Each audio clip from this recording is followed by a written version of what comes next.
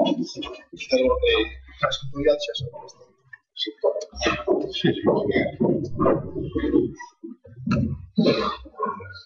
Bon día. Imos a comenzar este día de traballo, esta xornada que se marca dentro do movimento FES Latino.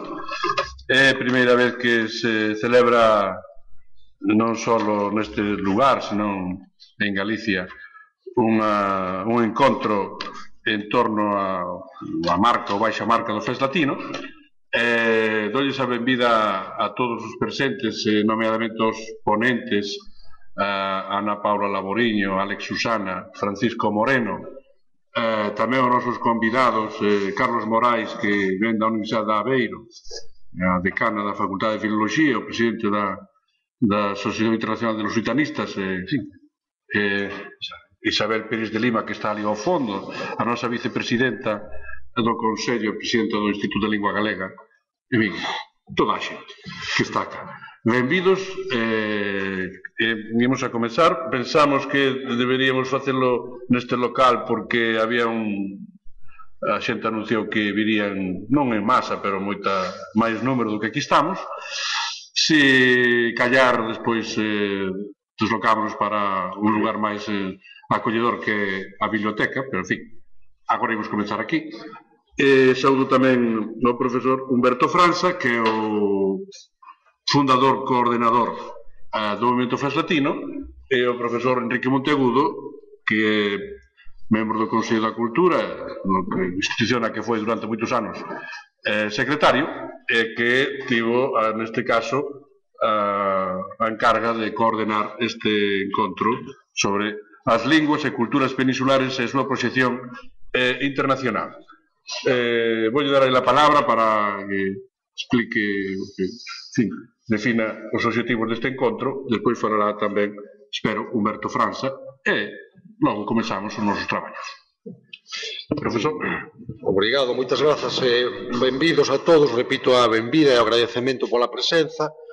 A idea deste seminario parte dunha proposta que reiteradamente suxestión que nos fixo Humberto Franza, o coordinador xeral do FES Latino, que, como ele explicará agora, é un movimento internacional que ten un centro no Recife, en Brasil, e que promove os diálogos, o diálogo entre as linguas e as culturas de expresión neolatina, e que tivo desde o comezo un grande interese en acoller as linguas menores, non só as grandes linguas de moita difusión internacional como o español, o portugués ou o francés, ou o italiano menos, pero tamén desde o principio tivo un gran interese en acoller as linguas de menor difusión e dar presenza e facer parte dese diálogo pois outras linguas como é o caso do galego, que Humberto Franza máis coidouse moito de garantir a presenza do galego nos distintos encontros e seminarios.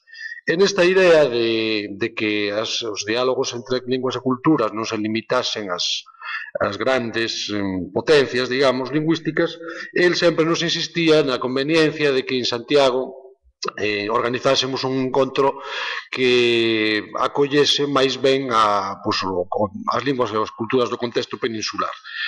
Levamos tempo realmente intentando facer este encontro, que se foi adiando, desde hai 2 anos intentamos organizalo, foi adiando por distintas razóns, pero finalmente temos a oportunidade de facelo, recollendo a idea que é a idea xeral do FES Latino, que traer representantes institucionais, académicos, ou no seu caso da propia produción cultural, da creación cultural das áreas, distintas áreas lingüísticas e culturais da península, tratar alrededor dun tema, dun eixo. Neste caso, o eixo que propomos é as linguas e culturas peninsulares e a súa proxección internacional.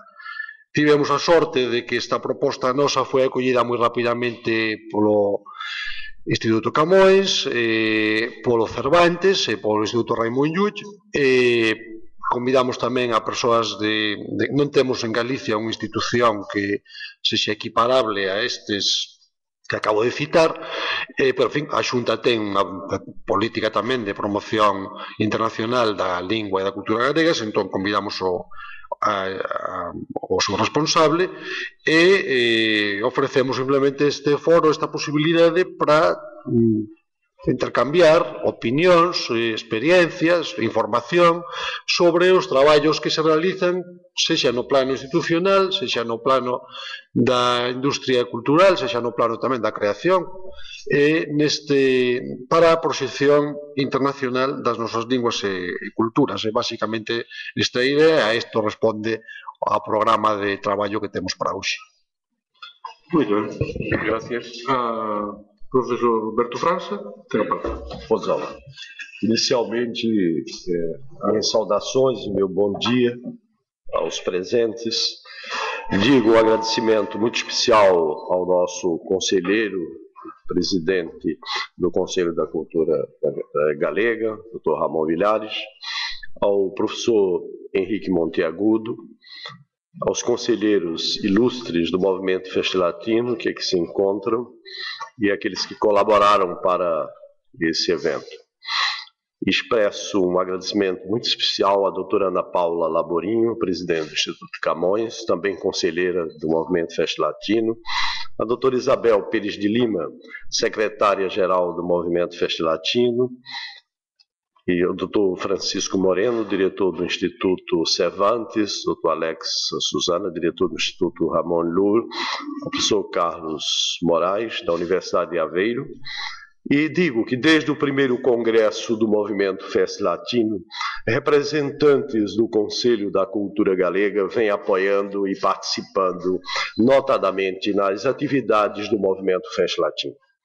Consta nos propósitos do Movimento Festa Latino a promoção de todas as línguas neolatinas e o diálogo com os países e regiões onde são faladas essas línguas. O Movimento Festa Latino expressa seu interesse em aproximar o Brasil, o Estado de Pernambuco e a Galícia mediante promoções culturais. O nosso movimento é um movimento cultural que objetiva aproximar os países e as regiões onde remanescem as línguas neolatinas, especialmente a língua portuguesa. A sua rápida expansão desde o primeiro congresso no Recife em 2006 vem alcançando um êxito que o senhor embaixador de Portugal na França, Francisco Seixas da Costa, também conselheiro do Movimento Festa Latino, em evento recente naquela embaixada, homenageou o movimento e assinalou que o Festa Latino é uma das mais importantes iniciativas no mundo da cultura da neolatinidade nos últimos anos. Assim sendo, foram realizados, a partir de 2006, 5 congressos no Recife e seminários internacionais, a partir de 2010, em Buenos Aires, Maputo, Constança, Bucareste, Macau, Lisboa, Porto. Recentemente, foram promovidos seminários em Aveiro, em 21 de março, sob a coordenação, como disse, do professor Carlos Moraes, que contou com a presença do presidente de honra do movimento, Dr. Mário Soares, e em Paris houve, na Casa de Portugal, na cidade universitária, no dia 29 de março, com admirável êxito, mais um evento do Festa Latino, sob a direção dos professores José Manuel Esteves, Saulo Neiva e Ana Paixão. Nos próximos meses serão realizados encontros em Mendonça, Argentina, Montevidéu, Rio de Janeiro, Rio Grande, no Rio Grande do Sul, e em Brasília. Em 2013, realizaremos seminários em Nova York, Goa, Equador, Chile. Possivelmente em Coimbra, e é quase certo que na cidade de São Paulo. Informamos que expressivas personalidades do mundo da cultura vêm se aproximando do movimento Festa Latino, oferecendo apoio. Igualmente, temos recebido consultas das universidades japonesas e também das universidades de Lisboa e Zurique e de algumas universidades dos Estados Unidos da América, todas manifestando interesse na realização de eventos do Festa Latino. Neste contexto, esperamos que o Instituto Cervantes e o Instituto Ramon Llull também possam realizar seminários em suas instituições no ano vindouro. Por solicitação do nosso ilustre conselheiro, o secretário executivo da Comunidade dos Países de Língua Portuguesa, o engenheiro Domingos Simões, o Movimento Festa Latino realizará em junho próximo, em Dakar, Senegal, um seminário extraordinário no âmbito da Cimeira dos Chefes de Estado da CPLP, a acontecer naquela cidade. O presidente do Movimento Festa Latino igualmente apresentou à diretoria internacional da Fundação Calouste Gulbenkian um projeto para a realização de uma conferência internacional sobre o Atlântico Sul e a língua portuguesa no contexto de um diálogo da Europa Latina, África francófona e também lusófona, América Latina, no âmbito do século XXI, o que compreenderá a participação de representantes de instituições de línguas e culturas neolatinas da Península Ibérica no conclave. Em outubro próximo, promoveremos o 6º Congresso do Festa Latino no Recife sobre o tema As Línguas Neolatinas na África Latina e na Ásia Latina e o diálogo com a América Latina e Europa na contemporaneidade. Finalmente, digo meu mais expressivo agradecimento a todos os presentes e aqueles que contribuíram para a realização deste importante encontro da neolatinidade promovido pelo Conselho da Cultura Galega. Muito obrigado, bom dia.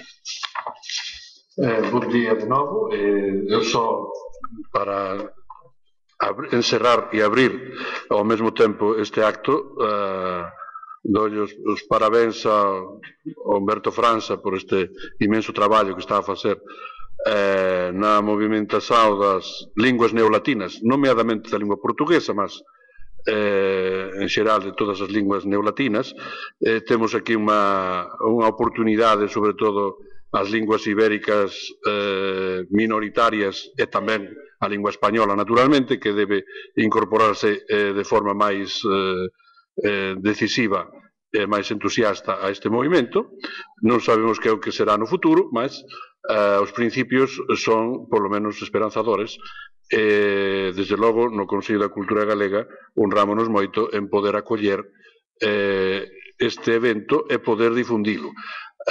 Dado que somos aquí persoalmente poucos, pero creo que poden ser moitos máis os que nos sigan na rede. Agora mesmo estáse emitindo por streaming este evento e toda a mañá así será, de modo que a parte dos aquí presentes teremos, espero que, e saúdo aos seguidores que agora mesmo nos poidan estar a ver pola rede, e espero que continúen coas intervenções que van a ter lugar agora da profesora Ana Paula Laboriño e despois do profesor Francisco Moreno. De modo que, dito todo isto, comezamos os traballos e, por tanto, convido a profesora Ana Paula Laboriño para que ocupe a súa cadeira cá.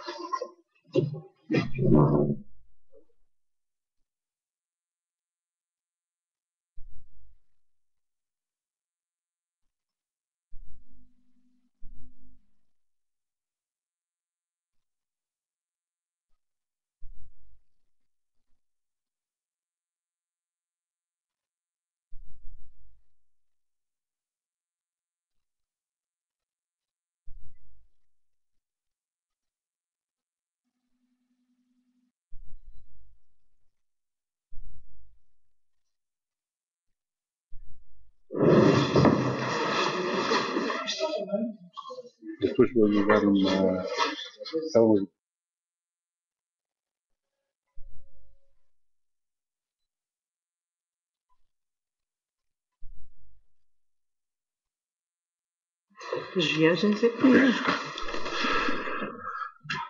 Bom dia de novo. E agora práceme darlle a benvida oficialmente a profesora Ana Paula Laboriño, que, como saben, alén de profesora da Universidade de Lisboa e de ter lecionado moitos anos tamén en Macao e dirixir o Instituto do Oriente, o Instituto Portugués do Oriente, desde principios do ano 2010 é a directora do Instituto Camões, que é a institución que en Portugal e no mundo lusófono ten a obriga e a encarga de difundir e ensinar a lingua portuguesa. Ela xa esteve nesta institución, noutro local do Consello da Cultura Galega, há algo máis dun ano, onde asinamos un protocolo de colaboración entre o Instituto Camões e o Consello da Cultura Galega. Na verdade, até agora podemos facer poucas cousas, pero temos moito boas intencións, non? E as intencións son as que contan, non? De modo que a súa presencia aquí tamén é unha expresión desa disponibilidade e desa acollida que o Camões fai á cultura galega e á súa lingua, e, por tanto, compráceme moito darlle a palabra que poida estar presente de novo nesta casa. Benvida, tes a palabra. Muito obrigada. Queria naturalmente começar por agradecer ao professor Ramon Vilares. Eu penso que já podemos dizer que já estreitámos as relações e somos amigos, e isso é um aspecto fundamental também do trabalho conjunto. Gostaria também de agradecer ao professor Henrique Monteagudo também pelo convite, e naturalmente ao Humberto França, porque é um lutador incansável por esta causa.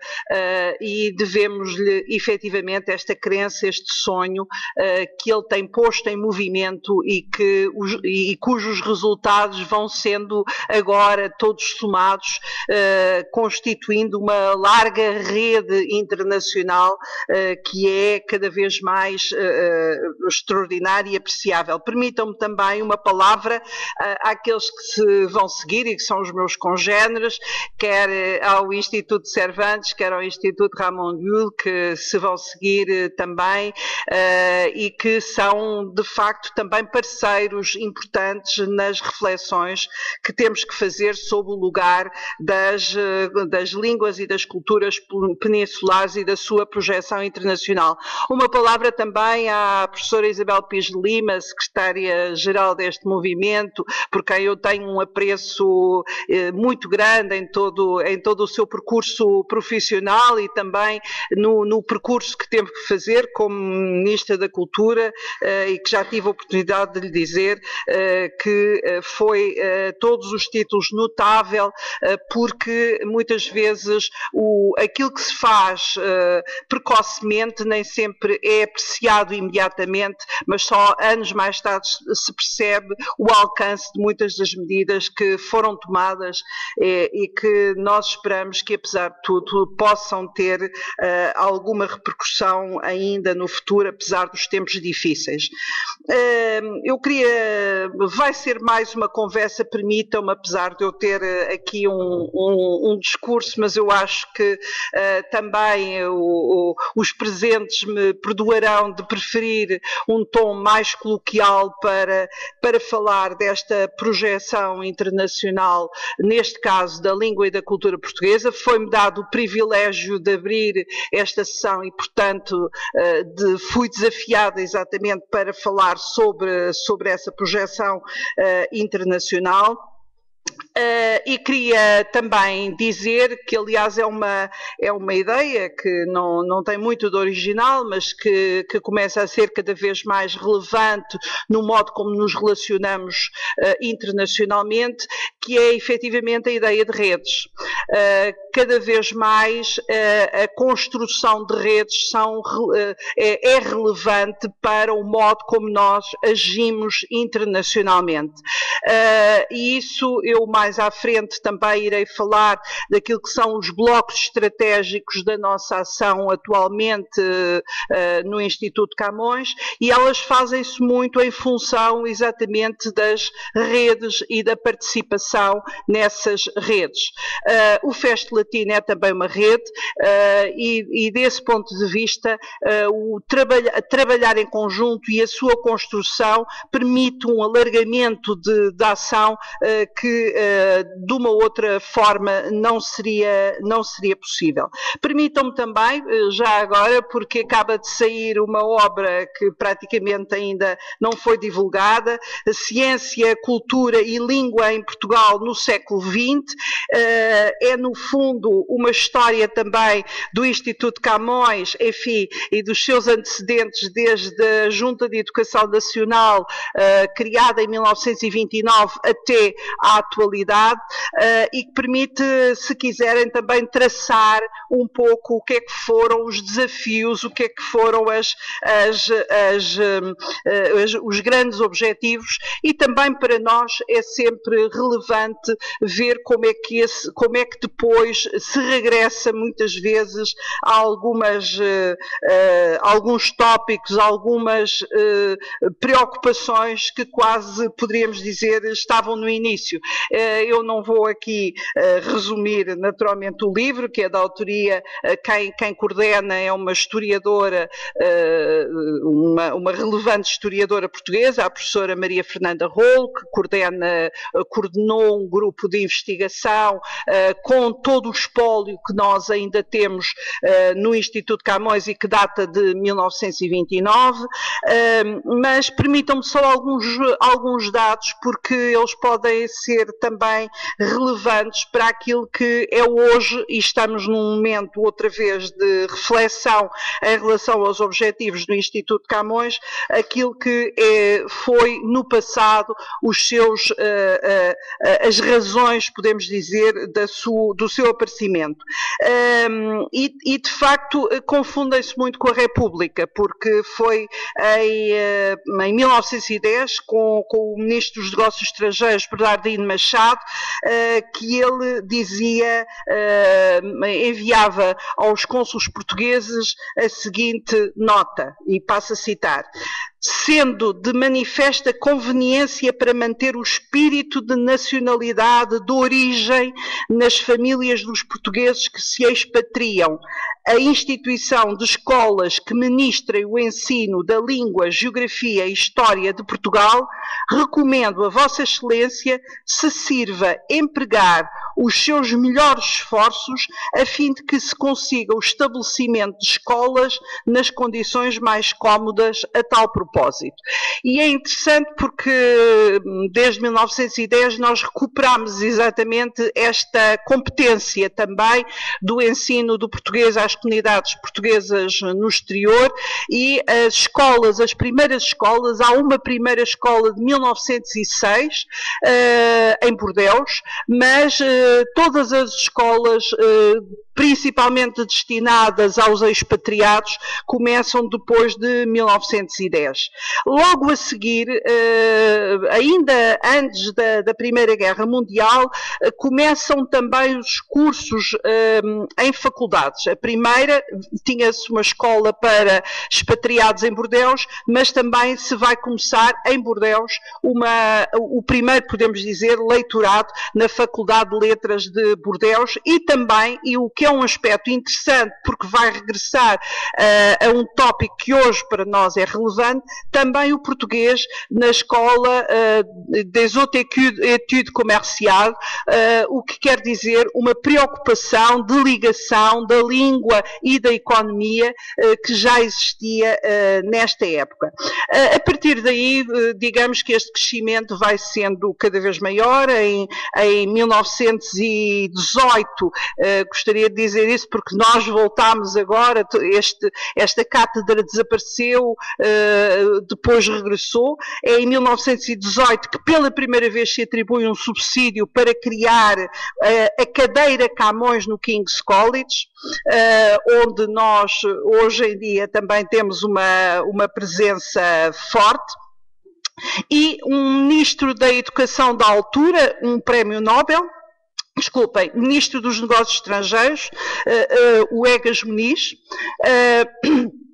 dizia a esse propósito, e cito: atendendo ao incontestável alcance prático que na presente conjuntura terá como elemento cooperador para o estreitamento de laços morais que unem Portugal à Inglaterra e para o desenvolvimento do intercâmbio comercial português com aquele país, a divulgação ali do conhecimento da língua e literatura portuguesas.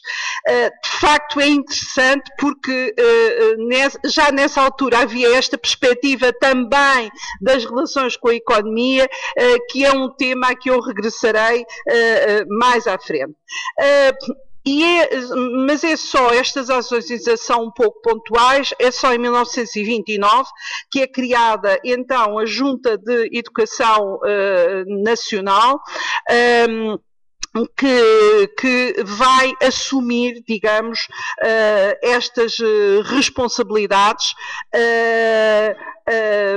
já desde 1918 que vinham sendo preparadas as várias, enfim, havia um debate nacional e a partir daí o que vão ser criados pela Junta de Educação Nacional são centros de investigação nessa altura ainda em Portugal, mas com ligações ao exterior, e é por isso que estes primeiros instrumentos vão confundir a política científica em Portugal com uma política também de difusão da língua no exterior. Só para perceberem de que maneira a maior parte dos bolseiros desta Junta de Educação Nacional que estão a fazer os seus doutoramentos vão para o exterior e, ao mesmo tempo que fazem os seus doutoramentos, são também os primeiros professores de português nas diversas universidades. Portanto, podemos dizer que as duas políticas se confundem. Já agora uma nota, não sei se alguém sabe, o primeiro presidente desta Junta de Educação Nacional será Gago Coutinho, que é uma figura também relevante, o nosso primeiro, aquele que primeiro atravessou, aviador que atravessa o Atlântico. Mas por isso mesmo também se vê a relevância que é atribuída a esta Junta Nacional, que de facto tem como duas grandes linhas de orientação, subsidiar instituições destinadas a trabalhos de investigação, portanto é claramente virada para a investigação, e como se diz na sua carta de missão, o intercâmbio intelectual, a expansão da cultura portuguesa, a representação em congressos e outras reuniões científicas no país e fora dele. Bom, a partir daí, digamos que outros instrumentos vão seguir. Depois, em 36, é criado o Instituto para a Alta Cultura. Em 52, o Instituto de Alta Cultura. Em 76, o Instituto de Cultura Portuguesa. Em 80, o Instituto de Língua e Cultura Portuguesa, o ICAP. Se calhar muitos ainda terão esta memória mais viva do que era o ICAP. E em 92, praticamente ao mesmo tempo que também em Espanha, é criado o Instituto Camões. Há neste momento uma mudança, é uma mudança que não é pacífica. Posso eu própria dizer que vou também assumir as funções à frente desta nova instituição, que é uma mudança problemática neste momento e que é desenhada, por um lado, por razões claramente orçamentais, embora também por razões que se prendem com algumas áreas, não havia dúvida, algumas áreas de superposição que muitas vezes criavam dificuldades de trabalho conjunto. Estou a falar do Instituto que passa agora a existir, que mantém o nome de Instituto Camões, mas que passa a ser também Instituto para a Cooperação e para a Língua. O que quer dizer que no âmbito da língua terá não apenas a difusão da língua, mas também a capacitação e, neste caso, essencialmente, a capacitação que é feita nos países de língua portuguesa. É um desafio, é também, não posso esconder, um problema, no sentido de se ter que resolver estas áreas conjuntas e também as áreas que são distintas, mas efetivamente também é verdade que hoje em dia a questão do desenvolvimento está cada vez mais ligada às áreas quer da língua, quer da cultura, e é assim que as procuraremos entender. Ainda muito brevemente nesta passagem histórica, dizer que os dois primeiros leitorados como tal, e penso que é relevante dizê-lo, foram criados no mesmo ano, o primeiro aqui em Santiago de Compostela, em 1944, também na Universidade de Salamanca. Portanto, na década de 30 há 15 leitorados, mas em Espanha os primeiros são apenas criados em 44 e o primeiro efetivamente aqui na Universidade de Santiago de Compostela. Hoje nós trabalhamos em 15 universidades para um público universitário de cerca de 3.300 estudantes, mas temos também uma ação ao nível da educação pré-escolar, foi uma competência que passámos a adquirir em 2010, ao nível da educação pré-escolar, do ensino básico e secundário, aqui em Espanha, cooperamos com 91 escolas, são 782 turmas e são cerca de 11.000 alunos que aprendem português. Em termos muito gerais, bem gostaríamos de ter números ainda maiores, mas de qualquer forma, só para terem um pouco a ideia, o que é hoje em dia a rede externa do Instituto Camões. Nós temos uma modalidade de protocolos com universidades, ou enfim, com instituições do ensino superior e com organizações internacionais. Temos neste momento 286 protocolos, com professores pagos por nós, sob a nossa responsabilidade, mas também numa parceria com as universidades. Temos neste momento 62 centros de língua portuguesa, é uma modalidade semelhante à aula do Instituto Cervantes. Temos 32 cátedras no mundo, posso dizer que, por exemplo, a primeira cátedra de estudos portugueses que está na Universidade Eduardo Mondlane, a primeira cátedra em África de estudos portugueses, é uma cátedra em Instituto Camões, na Universidade Eduardo Mondlane, e depois, ao nível dos professores da rede da educação pré-escolar, temos neste momento 453 professores que são da nossa rede, mas depois temos ainda 487 ao abrigo de protocolos de cooperação, o que dá num total com leitores, contudo, cerca de 1.009 docentes que são coordenados diretamente por nós, e ao nível de estudantes temos cerca de 160.000 estudantes no total. Também a questão da ação cultural externa é para nós cada vez mais relevante. Nós não temos muitos centros culturais no mundo, temos apenas 19, mas estamos cada vez mais também a esse nível a orientar a nossa ação externa para grandes áreas de intervenção, e que coincidem também com aquilo que entendemos que são as áreas fundamentais da cultura portuguesa. Refiro a arquitetura, o design, a música, a literatura, o cinema. Desse ponto de vista, nós, o ano passado, tivemos 1.042 ações no mundo. Não é muito, mas, de qualquer forma, já conseguimos ter uma ação muito mais coordenada do que existia, nesta perspectiva também do que são as artes performativas, do que são também a importância crescente das indústrias culturais e criativas.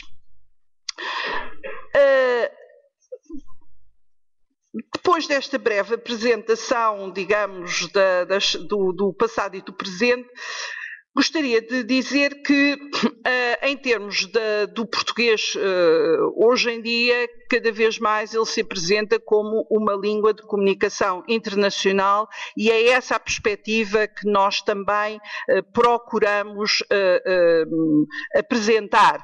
Mesmo em relação às comunidades no exterior, nós procuramos que elas também compreendam que o português, naturalmente, para elas é uma língua de herança, mas é também uma ferramenta útil em termos da própria empregabilidade dos seus filhos e, nesse sentido, aquilo que é mais relevante é efetivamente o crescimento do português como língua de comunicação internacional, o que naturalmente se deve a três fatores que eu enuncio muito genericamente, mas que todos conhecem. Por um lado, o crescimento muito acentuado na última década, o crescimento económico de países como Angola e o Brasil,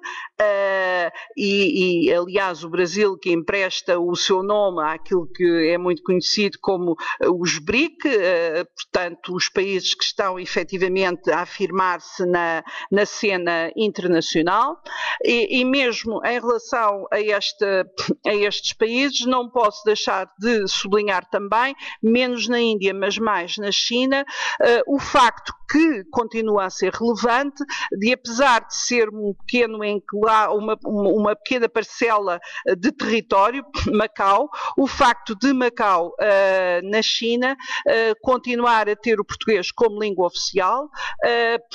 Todos os que já tiveram a experiência de passar por Macau, não é tanto o português como língua de comunicação cotidiana, porque não acontece, mas a própria China indicou Macau como a plataforma de comunicação e de relação a todos os níveis com os países de língua portuguesa, mesmo de relação económica, o que faz com que Macau tenha uma importância muito acrescida que vai muito para além da sua dimensão.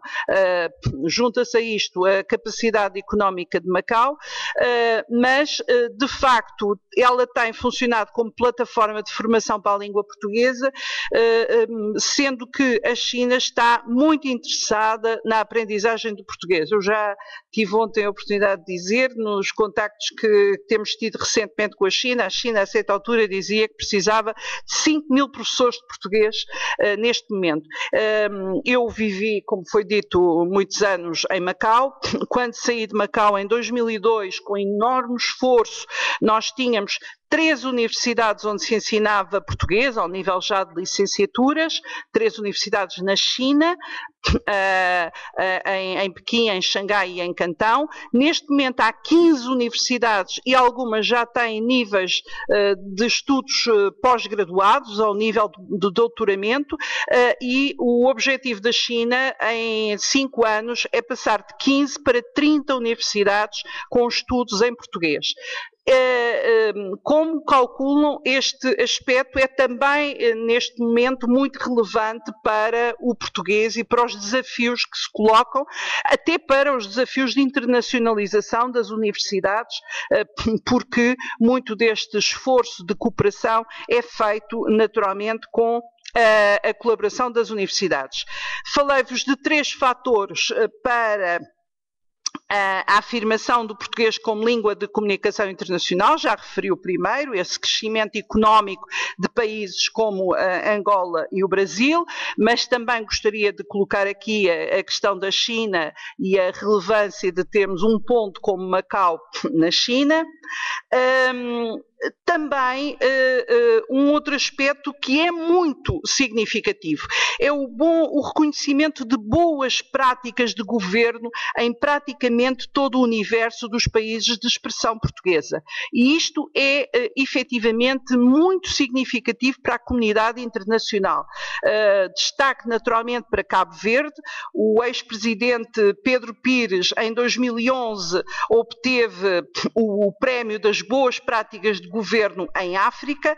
Em 2007 foi Joaquim Chissano de Moçambique que também obteve esse prémio e, de facto, esta questão das boas práticas de governo em países de língua portuguesa é igualmente relevante para a projeção internacional e para a sua crescente importância nos organismos internacionais. O terceiro aspecto é também o reconhecimento internacional de personalidades e instituições do espaço lusófono, com destaque para aqueles que se vêm distinguindo, quer nas Nações Unidas, quer na União Europeia, em que temos de facto figuras de língua portuguesa que têm efetivamente também constituído projeções dessa mesma língua. Não é só o facto de termos Durão Barroso na União Europeia, mas também António Guterres com uma função muito destacada nas Nações Unidas. Estes pequenos sinais são sinais também de relevância internacional, a própria relevância internacional que tem cada vez mais a Presidente Dilma Rousseff. Todos esses sinais são efetivamente sinais importantes para esta afirmação, para além de um outro que se junta a este de reconhecimento internacional, que é o das empresas multinacionais que começam a ter as suas sedes no Brasil, em Portugal, em Angola. Portanto, essa escolha destes países. Outro aspecto também de relevância neste ponto de reconhecimento internacional passa pelas universidades, que têm aqui um papel da maior importância, as redes que também se têm constituído, a internacionalização, a cooperação entre as universidades é de facto um fator essencial para este reconhecimento também internacional da língua portuguesa. Gostaria, como outro ponto também, de sublinhar a questão da intercomunicação tecnológica e da intercompreensão linguística. São dois fatores, talvez, que devem merecer-nos uma atenção, uma investigação e um empenho acrescido. Não haverá línguas globais se não nos afirmarmos nas redes tecnológicas. Portanto, se não tivermos um crescimento nesses domínios, não conseguiremos afirmar-nos, e isto é um desafio não só para a língua portuguesa, mas também naturalmente para a língua espanhola. É alguma coisa em que nós temos que crescer de uma forma sustentada e, de facto, ter um lugar mais relevante, um lugar que temos, quer o português, naturalmente o espanhol, a situação é diferente, mas também ainda não é satisfatório. Sem esse crescimento não conseguiremos ser as tais línguas de comunicação internacional. A outra questão é uma questão que gostaria de introduzir e que vem diretamente em linha com o tema deste colóquio, que é a questão da intercompreensão linguística. Não há dúvida que as línguas latinas têm essa possibilidade. Eu participei em alguns seminários interessantíssimos em que a experiência era de cada um falar a sua língua latina ou falar uma língua latina que dominasse, e através desse meio, ao fim de algum tempo, todos conseguíamos entender-nos. Portanto, essa capacidade de intercompreensão linguística ainda é mais relevante, naturalmente, no caso do galego, é quase natural, mas também é relevante no caso do castelhano. E é alguma coisa que deve ser trabalhada. Nós, por exemplo, no Instituto Camões temos um curso de intercompreensão linguística para fomentar essa capacidade e, de facto, deve ser alguma coisa que nós precisamos de estimular. Eu gostaria de dizer que não partilho da ideia, apesar de se poder fazer experiências estéticas relevantes, e eu acho que isso é outra coisa, mas penso, porque durante muito tempo houve a ideia de que os portugueses não precisavam de estudar castelhano e que também em Espanha não era preciso estudar português. Não é assim. Precisamos de estudar efetivamente as duas línguas para as aprofundar, precisamos também de desenvolver os mecanismos de intercompreensão, mas não podemos deixar de dizer que a intercompreensão linguística alarga muitíssimo a representatividade destas línguas em termos internacionais. Não só essa dimensão é imensa quando se pensa no caso do castelhano, no caso do galego, quer dizer, e do português, todas juntas formam penso que está estimada em cerca de 700 milhões, mas se pudermos estender também isto a outras línguas latinas, então este universo ainda é maior. E, de facto, quer a questão da intercomunicação tecnológica, quer a questão da intercompreensão linguística, são duas linhas de orientação que devemos efetivamente ter como horizontes de desenvolvimento. Queria também dizer que defendo, tenho defendido em muitos lugares e, portanto, também aqui o faço, defendo que Portugal e Espanha têm interesses conjuntos no que se refere à questão das línguas. Infelizmente, quer o português, quer também o próprio castelhano, ainda estão subrepresentados na Europa. Apesar de serem línguas com uma grande dimensão internacional, o seu reconhecimento na Europa não tem efetivamente o correspondente reconhecimento. E nesse sentido, penso que as parcerias entre estas duas línguas devem-se desenvolver, e até diria devem-se desenvolver em muitos outros espaços, não apenas na Europa, mas de facto numa estratégia conjunta que permita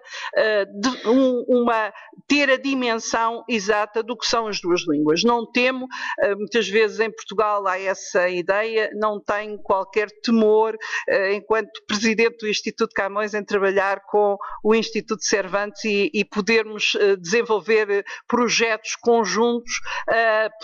Penso que isso é saudável, é bom para ambas as partes e não temo, como às vezes existe o fantasma em Portugal, que o português desapareça por uma proximidade com o espanhol. Acho que não é assim, acho que pelo contrário, podemos nos fortalecer e no espaço europeu essa estratégia conjunta pode ser muito significativa, tendo em conta as dificuldades que nós ainda enfrentamos para o seu reconhecimento. Outro aspecto relevante numa estratégia tem a ver com as diásporas. E também, nesse sentido, as diásporas das duas línguas. No caso, claramente, da língua espanhola, ainda ontem foi citado o Obama, que dizia que provavelmente será o último presidente dos Estados Unidos que só falará inglês. Não há dúvida nenhuma que as diásporas e seguir o movimento dessas diásporas nos permitem também olhar para um desenvolvimento das línguas muito significativo e até levar-nos a pensar, o caso naturalmente da América do Norte, em que o espanhol tem já um lugar que todos conhecemos, mas também o português. Devo dizer que, por exemplo, no estado de Massachusetts e no estado de New Jersey, o português é o segundo idioma mais falado. Portanto, temos também que nesta perspectiva da internacionalização ter muita atenção às diásporas dos países, dos vários países, e nisto naturalmente são de todos os países que falam estas duas línguas. Uma referência também para a questão dos países africanos e também da relevância que cada vez mais tem a sua presença em organizações internacionais. E, por exemplo, o facto de pertencerem à União Africana faz com que o português seja uma das línguas oficiais da União Africana. Portanto, também esta atenção que temos que ter à presença dos países, neste caso dos países de língua portuguesa, em organismos internacionais. O mesmo vai acontecer com a ASEAN, quando Timor-Leste for aceite na ASEAN. Esperemos que tal aconteça muito brevemente, em que também aí o português vai passar a ser uma das línguas da ASEAN. Referi há pouco, ou logo no início, a questão da economia. Gostaria de dizer que esta questão é uma questão que tem vindo a ser estudada. Nós, aliás, em Portugal, estamos mesmo à espera que saia um estudo que foi feito pelo ISCTE, por uma universidade portuguesa. Foi um estudo encomendado pelo Instituto Camões, muito inspirado no estudo que foi feito também em Espanha, penso que pelo Cervantes. Nós, aliás, tivemos o ano passado um encontro muito interessante em Portugal, em Lisboa, em que juntámos aquilo que também vai ser dentro dos projetos que podemos desenvolver em conjunto. Gostaríamos muito de desenvolver um projeto com o Instituto Cervantes para agora estudar em conjunto o valor económico das duas línguas, mas na sequência do estudo que foi feito sobre o valor económico da língua espanhola, também Portugal desenvolveu apenas para Portugal. Gostaríamos também de alargar para todos os outros países um estudo sobre o valor económico da língua portuguesa. E o ano passado fizemos um encontro em Lisboa, em que estivemos juntos e começámos em conjunto a confrontar o valor económico das duas línguas. Nesse encontro estiveram várias empresas, bancos, empresas petrolíferas de um lado e do outro, e foi de facto, nós já sabíamos porque já conhecíamos o estudo, mas foi de facto muito interessante ver aquilo que eram as conclusões, e que não eram muito distintas de um lado e do outro. As empresas o que vieram dizer, aliás, acabou de me chegar um trabalho feito também por um banco português, o Banco Espírito Santo, que faz um trabalho sobre a economia portuguesa e a lusofonia, em que também os dados são muito na mesma linha daqueles que nós concluímos. Fundamentalmente, quer do lado espanhol, quer do lado português, o que as empresas vão dizer é que fazerem a sua internacionalização seguindo as rotas linguísticas tem uma diminuição de custos de cerca de 17%. O que, como calculam, é muito relevante em termos de negócio. Portanto, o facto de terem que ir para países onde não falam as línguas, as suas línguas, implica montar uma estrutura a todos os níveis que é preciso ter em consideração, como disse, nesse caso, mais de 17% de custos, o que para eles é relevante. Não só diziam isso, desde questões de conceitos, de formação, de comunicação, tudo isso, como também, e esse foi um dos aspectos igualmente que gostaria aqui de sublinhar, diziam que não é apenas a questão da língua, são também os hábitos culturais. Digamos uma outra forma de língua, as questões culturais.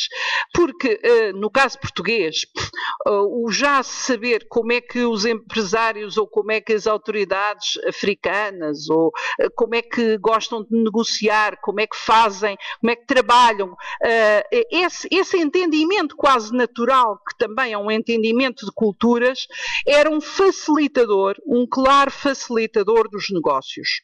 E por isso mostravam, este estudo do BES também mostra que não há dúvida nenhuma que a aposta maior se faz nessas rotas linguísticas. Os negócios seguem rotas linguísticas. Não é exclusivo, naturalmente, mas consideram um facilitador. E também consideram facilitador todas as iniciativas culturais. Não é por acaso, não é apenas por generosidade que temos. Nós em África temos muito isso. A Espanha ainda desenvolve isso de uma forma, o Cervantes, se calhar muito mais organizada que nós, que somos bastante mais desorganizados, mas não há dúvida que as empresas são as primeiras a apostar em iniciativas culturais que tenham visibilidade. Não pode ser uma coisa pequena, tem que ser alguma coisa que tenha visibilidade. Porque consideram que essas iniciativas, essas mostras culturais, são também um modo de aproximar que acaba por ter efeitos positivos para a área dos negócios.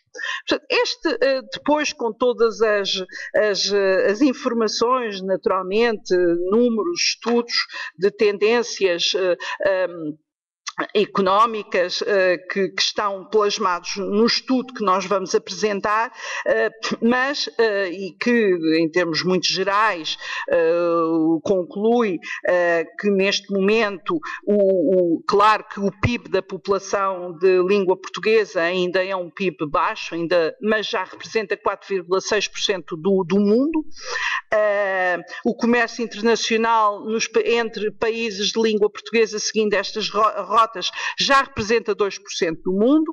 Claro que ainda haverá muito espaço para crescimento, mas não há dúvida que esta dimensão, como também outra que tem a ver com o turismo, estas dimensões são cada vez mais aspectos que afinal vêm outra vez demonstrar, como no início, que a questão do comércio, que a questão das relações económicas, o valor económico das línguas é de facto assinalável.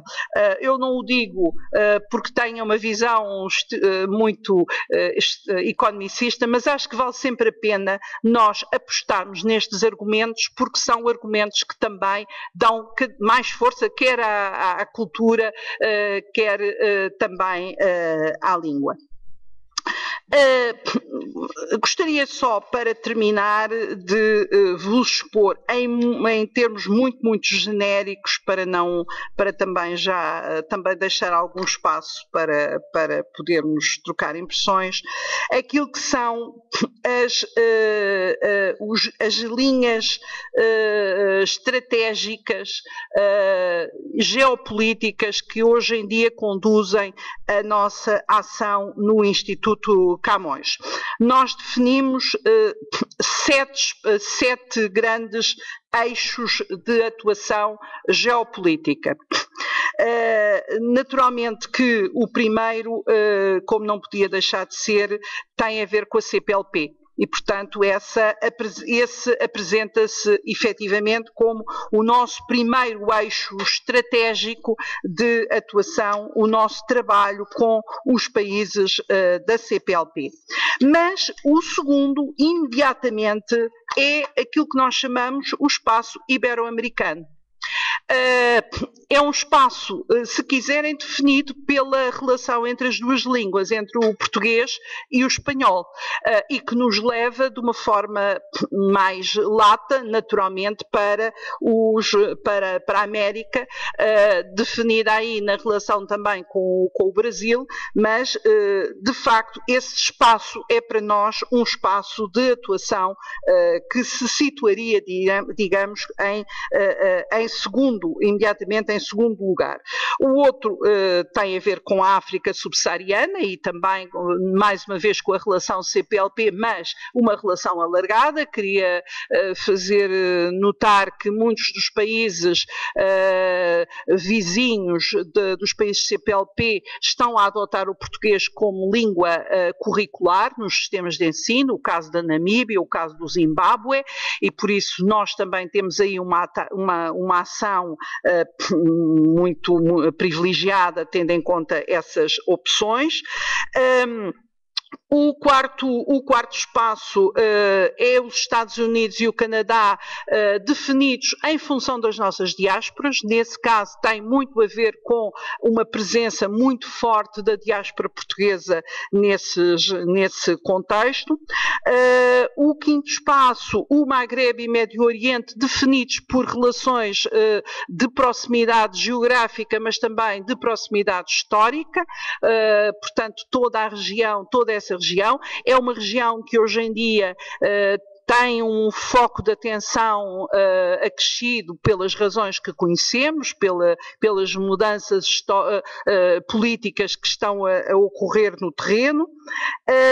O sexto espaço é a Ásia, em particular aquilo que nós podemos chamar quase a Ásia portuguesa, muito definido essa Ásia por três grandes, poderíamos dizer até 4 grandes espaços: a Índia, toda a região do Sudeste Asiático, onde houve uma presença e onde os laços históricos se mantêm muito fortes, definidos também numa relação estreita com Timor. Estou a falar da Indonésia, estou a falar da Malásia, estou a falar da Tailândia e do Vietnã.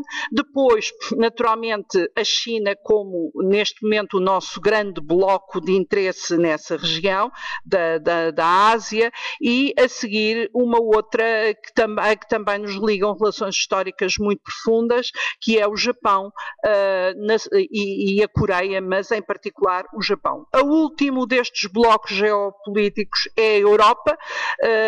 Está aqui em último lugar, como calculam, não está em último, mas está em último no sentido de que é talvez o espaço de todos estes em que o português tem mais dificuldades de afirmação. Enquanto nós temos uma expansão clara do português em todas estas outras regiões, o caso da Europa é o caso onde nós temos maiores dificuldades. Última nota, por razões que têm a ver com a história que eu vos comecei a contar desde o início do século XX, o Instituto Camões tinha cerca de 80% dos seus recursos alocados à Europa. Como será compreensível, está a haver uma mudança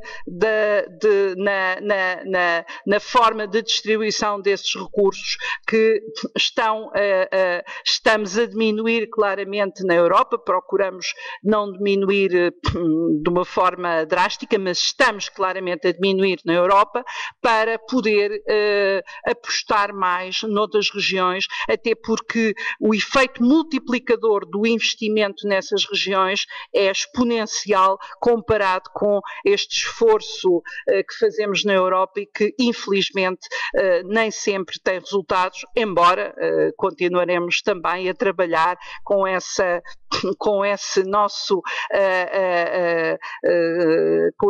vizinho mais próximo, em que nos integramos e de que fazemos parte, e acreditamos que também para a Europa o português e naturalmente também o espanhol serão boas apostas que eles têm que considerar como apostas de futuro. Muito obrigada pela vossa atenção.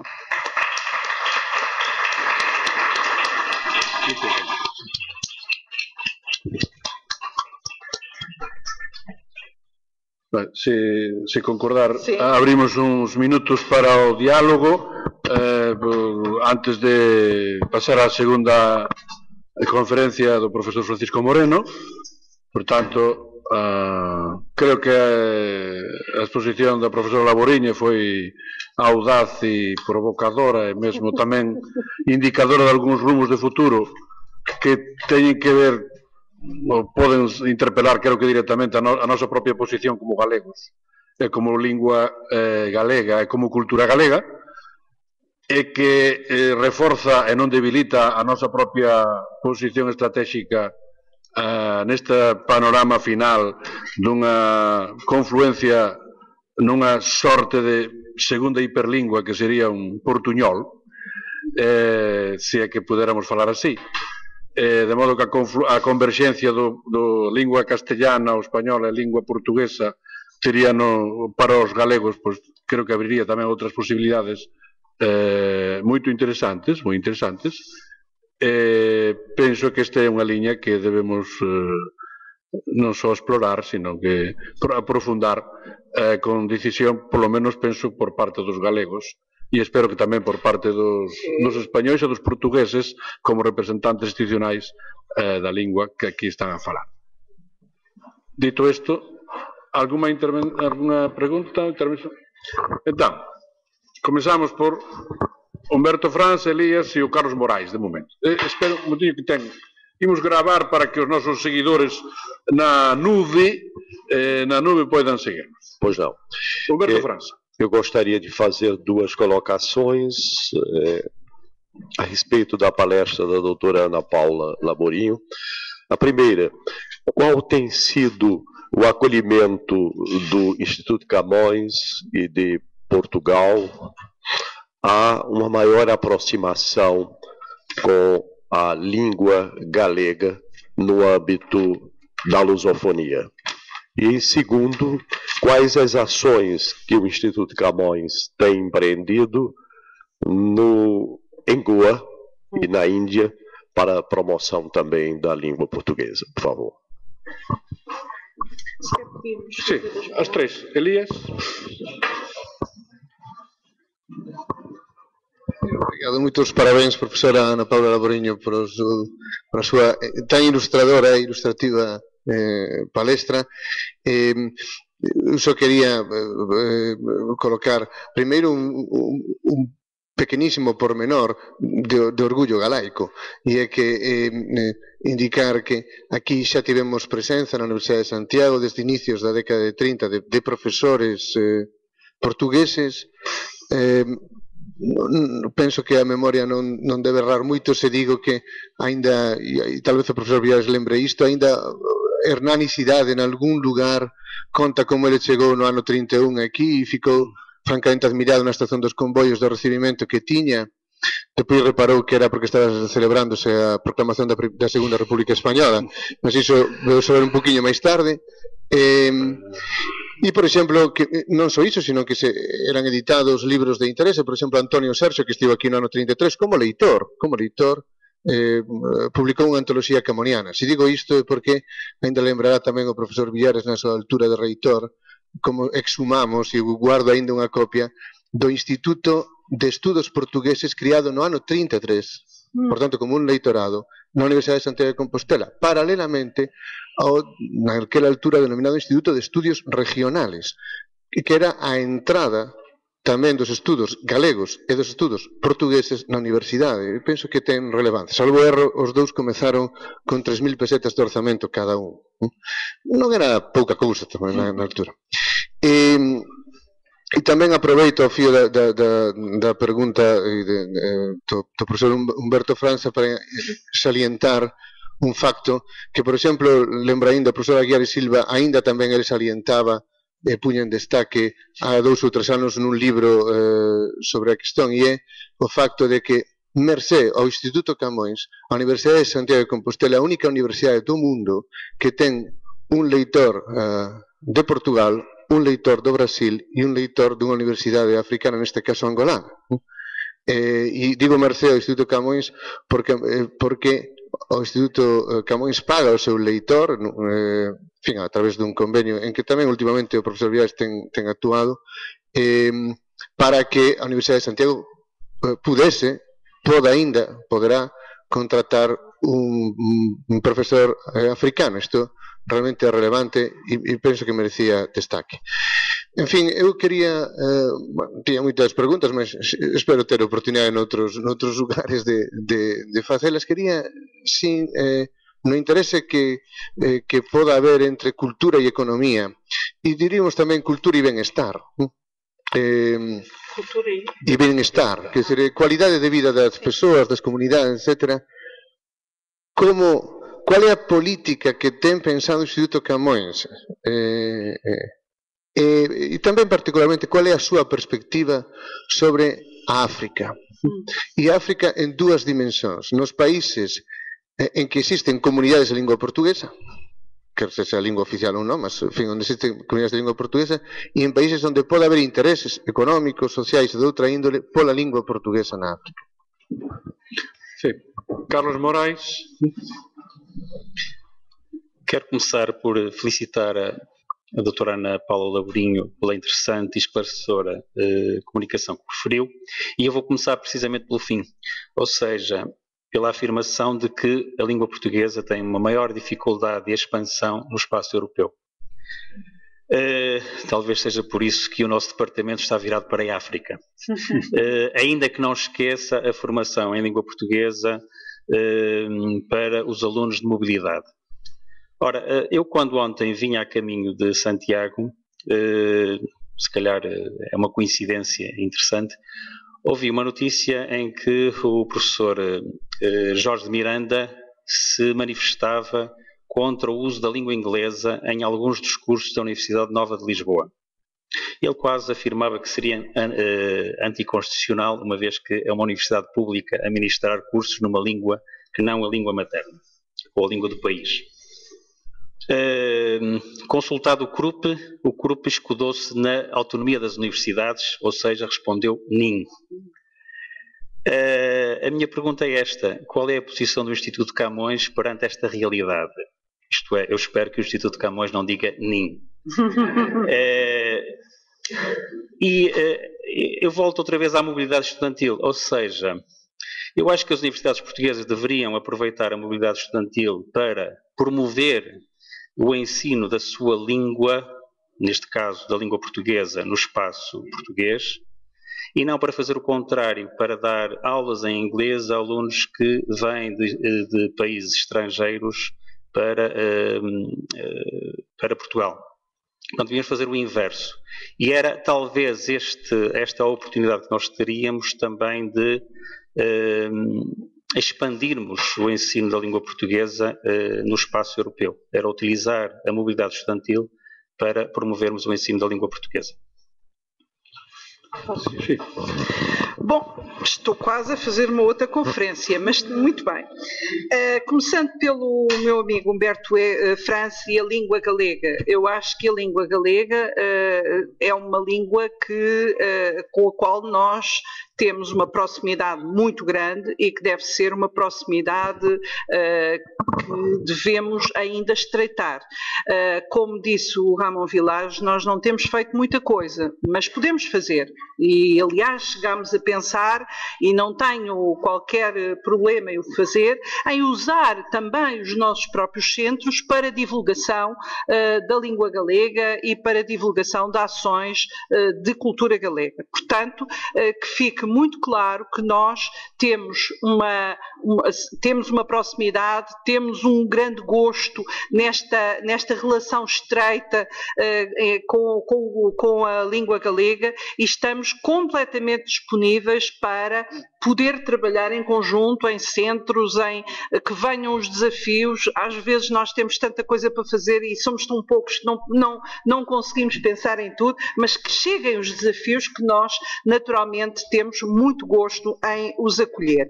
Em relação à Índia e a Goa, como também saberá, a Índia é talvez dos países mais complexos de toda aquela região. E o caso de Goa é um caso de amor-ódio, que não é fácil de resolver. Nós temos lá um centro de língua portuguesa, temos uma relação, temos um leitor, temos um consulado em Goa, há felizmente hoje em dia uma licenciatura já até com mestrado, felizmente também, isso para nós é relevante, universidades portuguesas, o caso da Universidade do Porto, já estão a estabelecer convénios com a Universidade de Goa. O caminho tem que se fazer muito mais uma vez, por estas relações, porque às vezes pensa-se, bom, mas porquê é que aquele património está tão abandonado? O exemplo da Gulbenkian, que tem procurado apostar muito em Goa, nem sempre é fácil, porque as próprias autoridades, muitas vezes, depende muito de quem é que está no momento no poder, mas as próprias autoridades têm bloqueado e evitado muita da recuperação, insistindo que cada recuperação de um templo católico obriga também quem o recupera a recuperar um templo hindu ou muçulmano, e portanto não tem sido fácil, tem havido vários esforços. A Gulbenkian tem feito um trabalho notável, a Fundação Oriente, que também está no terreno, tem também feito esse trabalho, até de pagamento a professores de português, mas nem sempre é ainda, digamos, ali um osso duro de roer, ao contrário de Macau, onde felizmente as coisas foram trabalhadas num sentido em que a cooperação é perfeita e que todas essas dificuldades estão felizmente ultrapassadas. Em relação àquilo que me diz, eu fico muito contente porque eu francamente espero que este livro possa ser também, possa ter como resultado muitas indicações a dizer-nos há mais elementos, há mais documentação que está dispersa e que nós gostaríamos muito, é um dos meus projetos, é tornar acessível o centro de documentação. Tenho um projeto precisamente com a Universidade Nova de Lisboa, com a professora Fernanda Rol, para que seja possível consultar esta documentação e criar também a possibilidade de sua consulta online, e portanto eu o que quero é que venha mais informação que possa completar este trabalho que agora foi feito e para nós será de facto muito relevante. Quanto à questão da cultura e bem-estar, ainda bem que me lança esse repto, porque é um repto que neste momento, e até pelas novas competências do Instituto, ainda vai fazer mais sentido, que é como é que nós vamos desenvolver capacidades de literacia, no caso da África, como é que elas vão estar também associadas a outras questões de bem-estar. É difícil alguém aprender a ler e a escrever se não tem água, se não tem estrada, se não tem saúde, e portanto essa política também pode ser desenvolvida agora de uma forma mais, que permitirá também responder a algumas dessas necessidades, para além do facto de estar a desenvolver-se o caso de São Tomé e Príncipe e o caso sobretudo de Moçambique, felizmente começa a desenvolver-se o turismo, e portanto também esse outro lado, que é a possibilidade do turismo ser uma oferta que possibilitará um crescimento económico, é igualmente um aspecto que é mais um desafio para estas questões.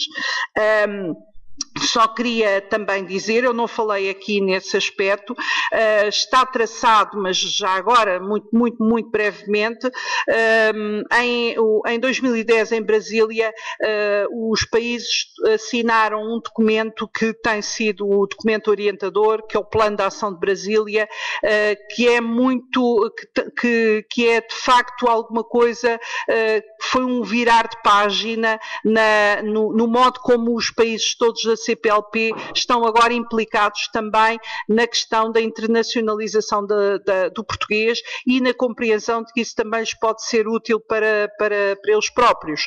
Esse documento implica todos os países. Vou só dar um exemplo. Nós ainda não conseguimos muita coisa, mas temos esse horizonte.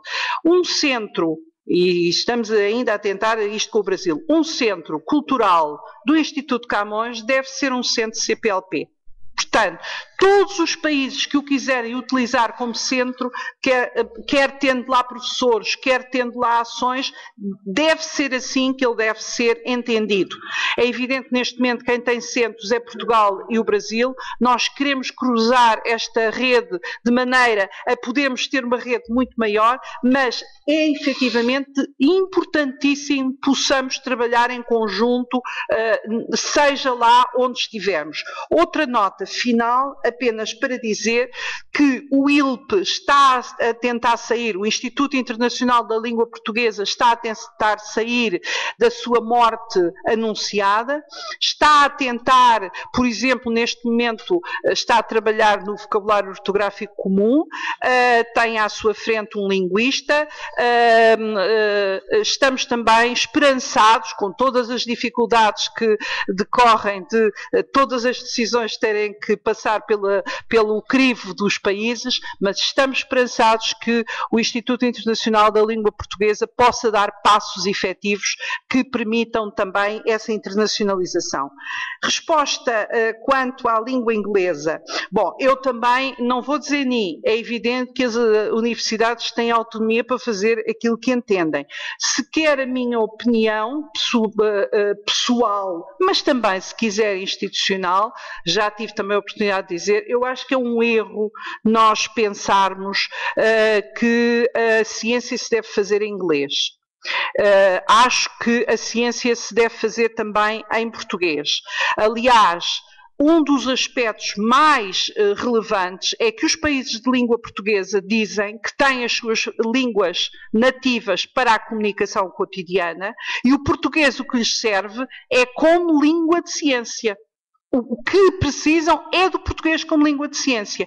Se os países não reforçarem o português como língua de ciência, digamos que estamos também a prestar um mau serviço àquilo que são os países da CPLP.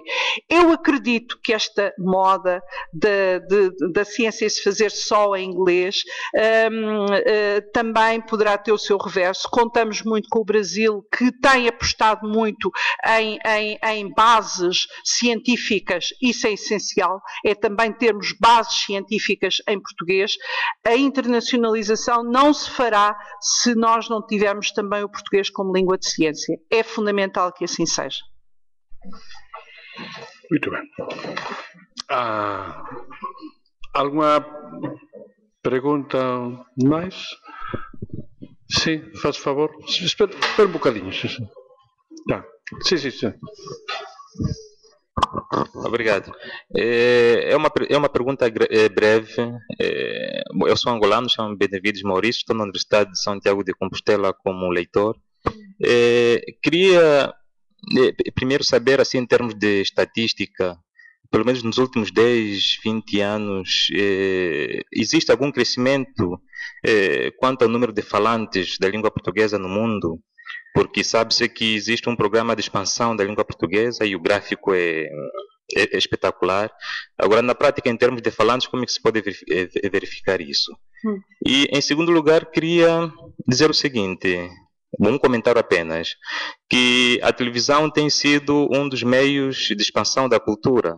Por exemplo, em Angola, nós podemos dizer que conhece-se bem a cultura brasileira por causa da TV Record e da TV Globo.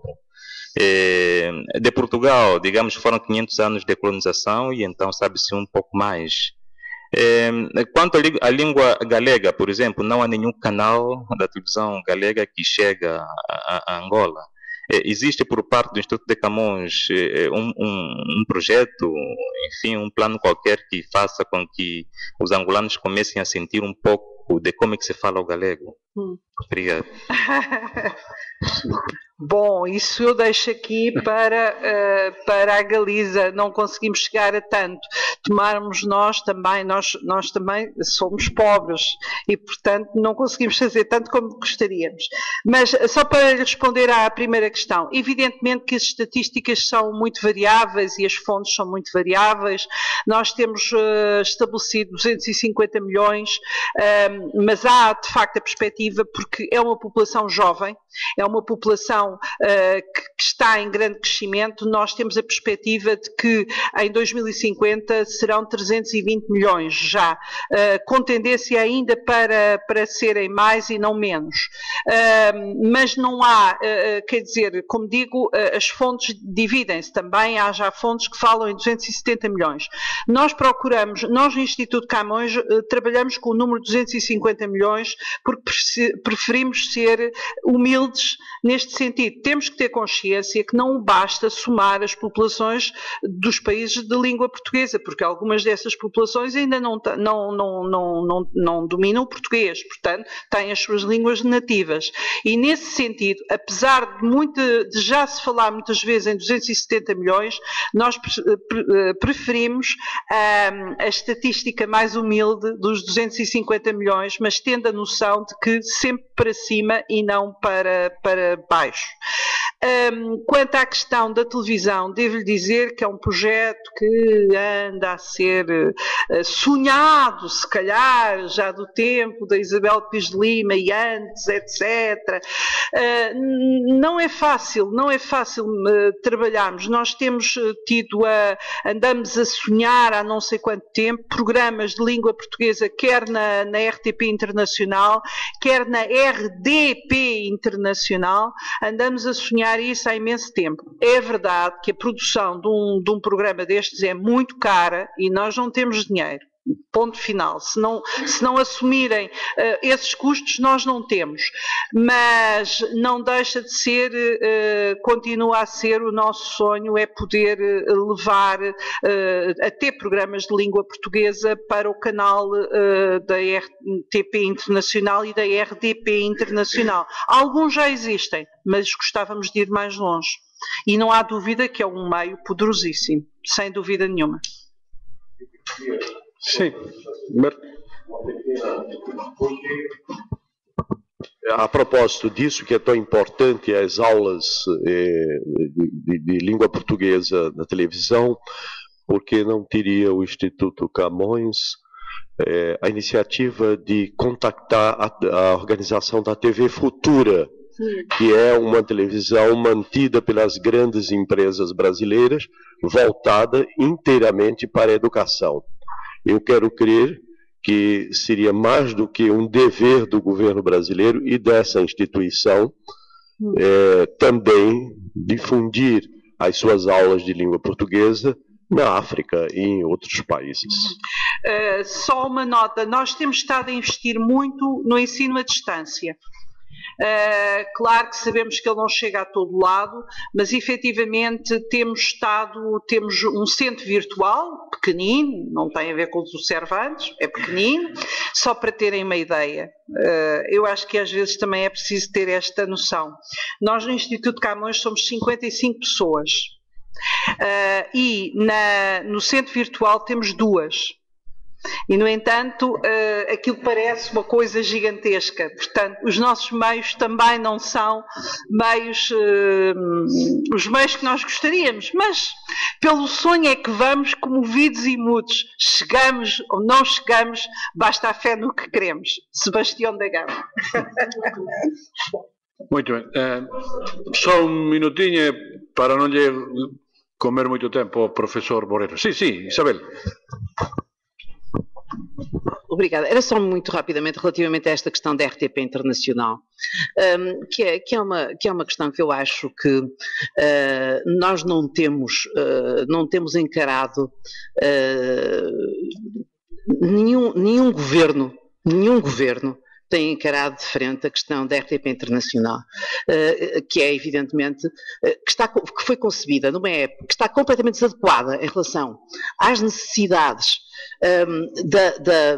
digamos, da difusão da cultura e da língua portuguesa no mundo. Foi construída nos anos, enfim, com uma mentalidade relacionada com a imigração em massa nos anos 60 e 70 e portanto, digamos, oferece, persiste em oferecer uma imagem de Portugal que é irreal, não corresponde ao Portugal contemporâneo, nem sequer corresponde já ao olhar que o Portugal contemporâneo tem sobre o Portugal patrimonial, digamos assim. Portanto, é um instrumento absolutamente vazio hoje. O que vende, digamos assim, aquilo que passa é de facto lastimável. E acho que é uma sistemática oportunidade perdida pelos vários governos que se têm sucedido e que nunca têm querido encarar de frente esta questão.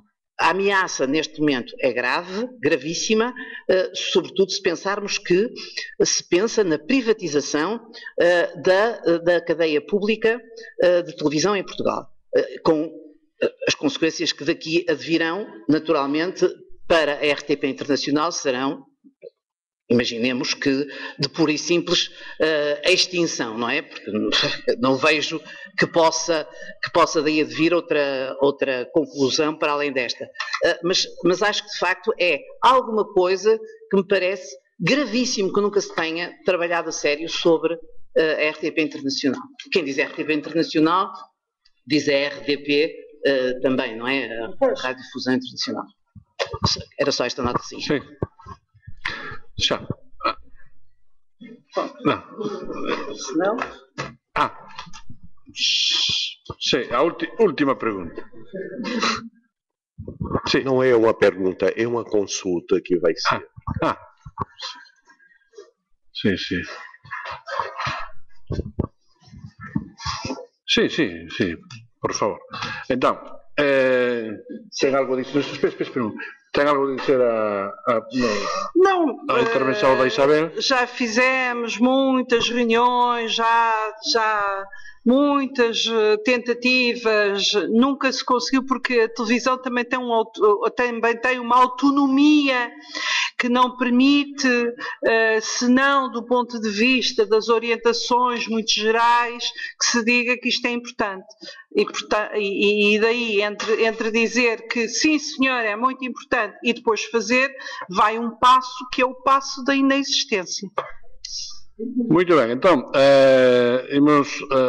primeira pergunta do leitor da Angola sobre a televisão galega para Angola, isso. Há despois a unha 12:30, unha mesa redonda que contará con expertos, nomeadamente a Margarita Ledo, que está aquí presente, que poderán contestar os problemas por qué nin a chegada da televisión galega a Angola, nen tampouco para a Galiza a chegada mesmo da televisión portuguesa, que é outro problema aínda moito pior. De modo que supoño que na mesa redonda se poderá falar disso. Deixamos para entón. E segundo asunto, só un minutiño, o profesor Humberto Franza que quer facer agora unha entrega da medalla do Movimento Fes Latino á profesora Ana Paula Laboriño, porque ao mediodía ela vaise embora. Ainda cá fico, meio-dia. Pero quere facelo agora, non? Sí, vai ficar até que hora? Eu vou ficar até depois do almoço. Bueno, então podemos... Pronto, muito bem. Sim. Então, é para entregar? É para entregar o chefe. A ver, entregue.